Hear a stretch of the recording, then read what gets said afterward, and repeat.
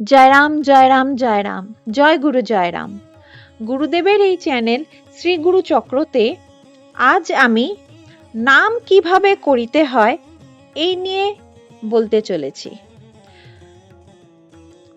গুরুদেব শ্রী শ্রী ঠাকুর মহাশয় তাহার নানান রকম পত্রাংশের দ্বারা উনি আমাদের নানানভাবে বুঝিয়েছেন যে আমরা নাম কিভাবে করব, কিভাবে নাম করলে নামের ফল, নামের স্বাদ, নামের প্রতি রুচি আরো আমাদের বাড়বে।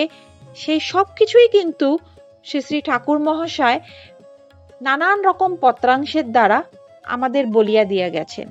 সেই সমস্ত পত্রাংশই কিন্তু বেদবাণীর মধ্যে উল্লেখ আছে।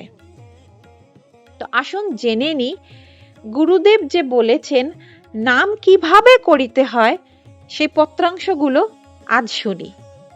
প্রথম খণ্ড ৬৬ নম্বর পত্রাংশে গুরুদেব বলেছেন, ধীর সমীরে যমুনা তীরে বসতি সতত বনমালী। মানে উনি বলতে চাইছেন ধীরভাবে নাম পুনঃ পুনঃ উচ্চারণ করিতে করিতে ক্রমশ বায়ুর স্থিরবর্তী উপস্থিত হয়।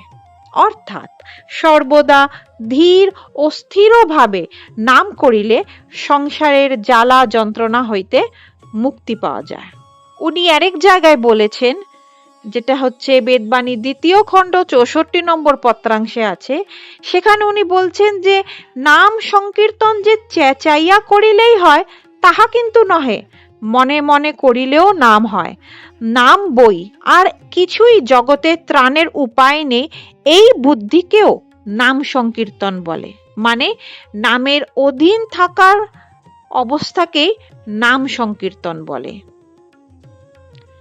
২য় খণ্ড ১৮৫ নম্বর পত্রাংশে উনি বলেছেন যে ধীরে ধীরে নাম ধরিয়া ডাকিতে যেরকম হয় সেইভাবেই নাম করিতে হয়।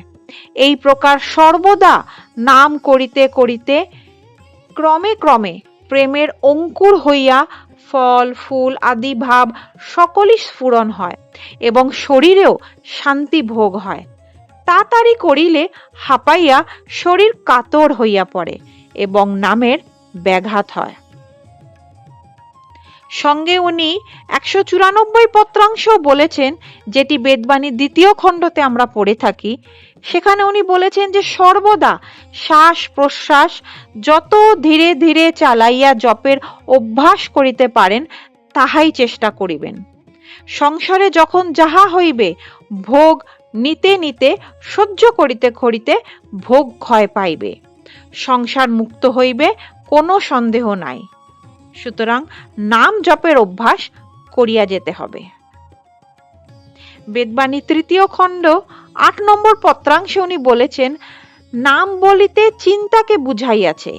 নাম চিন্তামণি কৃষ্ণশ্চ চৈতন্য রসবিগ্রহ, নিত্য শুদ্ধ নিত্য মুক্তাহ ভিন্ন আত্মা নাম নামিনহ।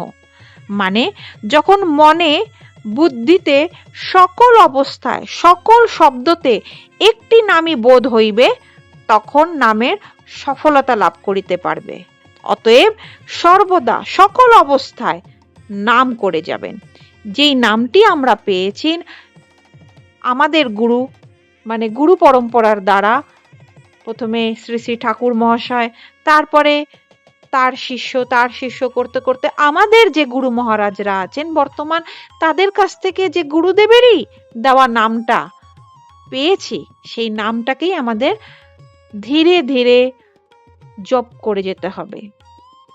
নামের অধীন থাকার অভ্যাস করতে হবে। নামের ওপর বিশ্বাস আশ্বাস সব রাখতে হবে।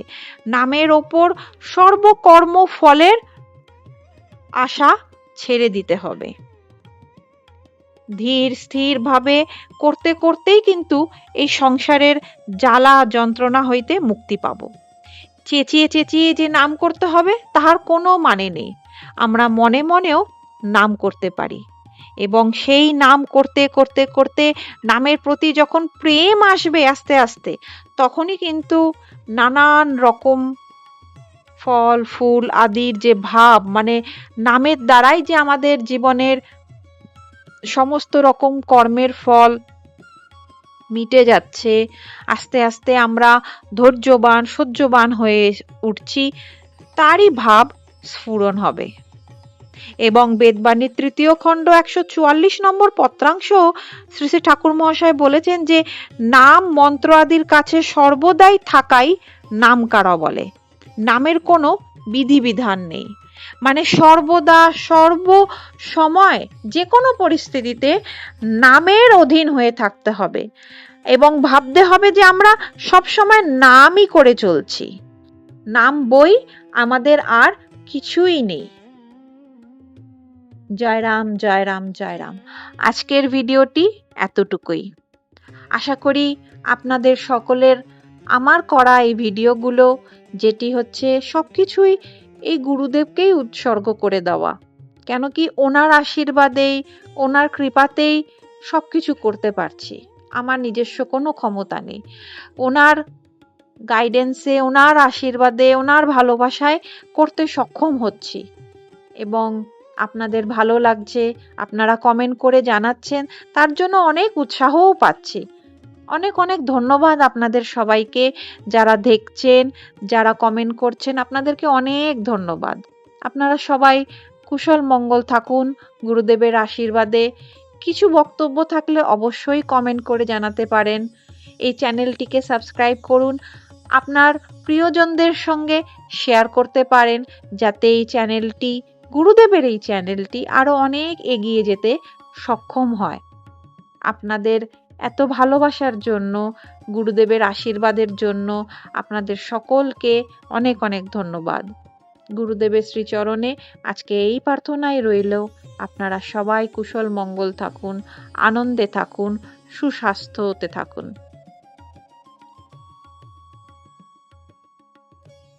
জয় রাম জয় রাম জয় রাম।